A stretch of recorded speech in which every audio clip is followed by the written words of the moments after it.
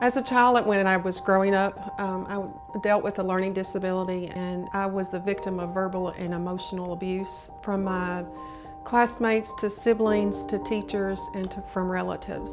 And so I struggled with a lot of low self-worth and didn't really understand where that came from.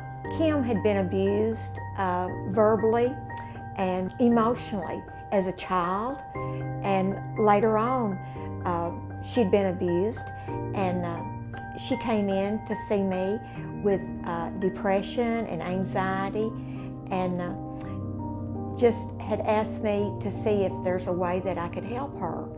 And I felt like that through God's Word that there would be some help for her. I carried that with me for a very, very long time, till recently. Just was not able to let go of the anger and just did not understand why that happened to me.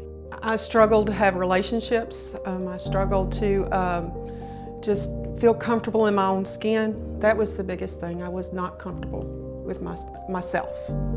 A person that's been abused at a young age normally carries that with them. There's emotional problems that they have later on if it's not taken care of when they're younger, and it may manifest itself in depression or emotional issues, anxiety as they get older.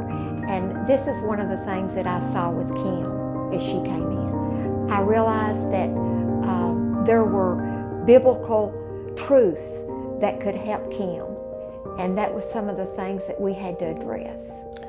I just basically went online and did the check-in Living Hope Cares, and so I did that, and then they called me and they gave me a counselor, Sharon Stokes.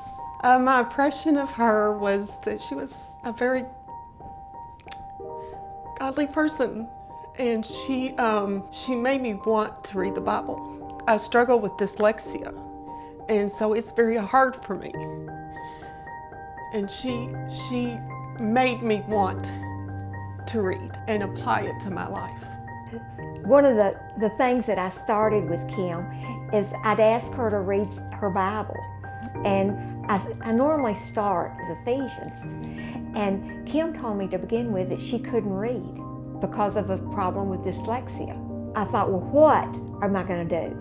Because we read the Word, the truth, God's truth. So I had to narrow it down, and I used a prayer in Ephesians 3:14 through 21. So I said, Kim, I want you to go home and I want you to pray this prayer every night. Using these verses, I want you to put your name in these verses.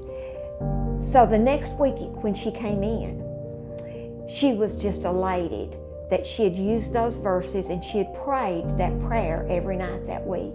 When she left the second week, she was going out to buy a Bible that would be appropriate for her to read.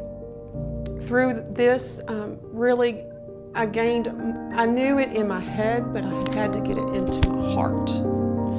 And that was, it was life-changing when Sharon actually showed me how to read the Bible and personalize the Bible with my name in it, and that was just truly amazing.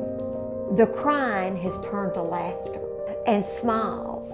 Instead of the shame and the guilt, she's gone to forgiving people that have hurt her.